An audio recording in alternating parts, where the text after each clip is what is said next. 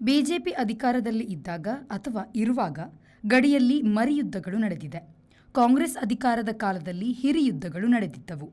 ಈ ಕಾಂಗ್ರೆಸ್ ಬಿಜೆಪಿಯ 2 ಅವಧಿಯಲ್ಲಿ ಭಾರತದೆದುರು ದುರ್ಬಲ ಪಾಕಿಸ್ತಾನ ಬೀಳುವುದು, ಪ್ರಬಲ ಚೀನಾ ಬೀಳದಿರುವುದು ನಡೆಯುತ್ತಾ ಬಂದಿದೆ. ಇತ್ತೀಚಿನ ಪಾಕಿಸ್ತಾನದ ಜೊತೆಗಿನ ತಾಕಲಾಟದ ಬಗೆಗೆ ಭಾರತಕ್ಕಿಂತ ಯುಎಸ್ಎ ಅಧ್ಯಕ್ಷ ಟ್ರಂಪ್ ಹೆಚ್ಚು ಮಾತನಾಡಿದರು. ಈಗ ಭಾರತವು ಪೆಟ್ರೋಲಿಯಂ ಕೊಳ್ಳುವ ಬಗೆಗೂ ಟ್ರಂಪ್ ಪಾಳೆಗಾರಿಕೆ ಹೇಳಿಕೆ ಕಾಣಿಸುತ್ತಿದೆ. ಹಿಂದಿನ ಸೇನಾ ಮುಖ್ಯಸ್ಥ ನರವಣೆಯವರು ಒಂದು ಪುಸ್ತಕವನ್ನು ಬರೆದಿದ್ದಾರೆ. ಲಡಾಖ್ ಗಲ್ವಾನ್ ಕಣಿವೆ ಸಂಬಂಧ ಪ್ರಧಾನಿ ಮೋದಿಯವರ ಹೊಣೆಗೇಡಿತನವನ್ನು ಅದರಲ್ಲಿ ಬರೆದಿದ್ದಾರಂತೆ. ಅದು ಗೊಂದಲವಾಯಿತೇ ಹೊರತು ಲೋಕಸಭೆಯಲ್ಲಿ ಪ್ರತಿಪಕ್ಷದ ನಾಯಕರಾಗಿರುವ ರಾಹುಲ್ ಗಾಂಧಿಯವರು ಬಯಸಿದಂತೆ ಚರ್ಚೆ ನಡೆಯಲಿಲ್ಲ. ರಾಷ್ಟ್ರಪತಿಗಳ ಭಾಷಣಕ್ಕೆ ಇದೇ ಮೊದಲ ಬಾರಿಗೆ ಪ್ರಧಾನಿಯವರ ವಂದನಾ ನಿರ್ಣಯ ನಡೆಯಲೇ ಇಲ್ಲ. ಅವರು ನರವಣೆ ಪುಸ್ತಕಕ್ಕೆ ಹೆದರಿ ಬಂದಿಲ್ಲ ಎನ್ನುವುದು ಸಂಸದೆ ಪ್ರಿಯಾಂಕಾ ಗಾಂಧಿಯವರ ಉವಾಚ.